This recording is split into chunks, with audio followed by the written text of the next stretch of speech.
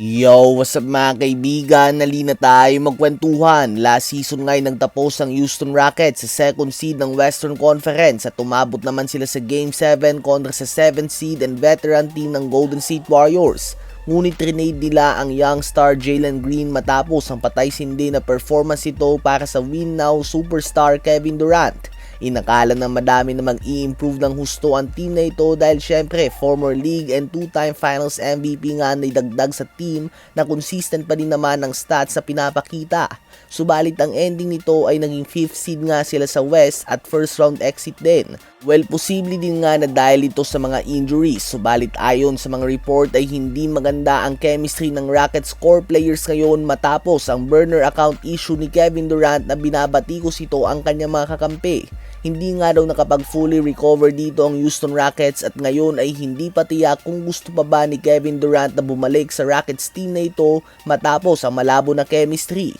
So tila ba imbes na mag-improve nga ay binulabog lamang ni KD ang team na ito at ang samahan ng mga young players. At ngayon nga ay tila ba ang bright future ng Rockets team na ito ay questionable na dahil sa negative impact na naging bunga ng pagdating ng future first ballot Hall of Famer Kevin Durant. Ano ba masasabi nyo tungkol dito? Ngayon ay tumungo naman tayo sa Game 7 matchup ng Boston Celtics at ng Philadelphia 76ers. From down 3-1 ay naitabla nga ng Sixers ang series na ito, kaya naman nag-ala Lebron nga si Joel Embiid sa kanyang pregame outfit.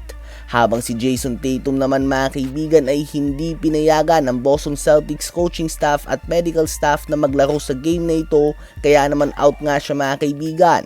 First quarter pa lamang ay agad na gumawa ng double-digit lead ang Sixers at natatahimik na nga ang Boston Garden. Quick 10 points, 4 rebounds and 5 assists si Joel Embiid on 5 of 7 shooting sa field. Sa second quarter naman ay tinunaw nga ng Celtics ang 13-point lead ng Sixers matapos na gumawa ng magkakasunod na puntos si Derrick White at Peyton Pritchard. Bagamat matinding momentum na nga ang pinapakita ng Celtics ay nananatiling dikit ang game na ito dahil hindi mapigilan ng Celtics si Embiid na siyang nagtala ng 19 points sa first half. Pinatahimik na din nga ang Celtics fans sa sumisigaw ng F Embiid.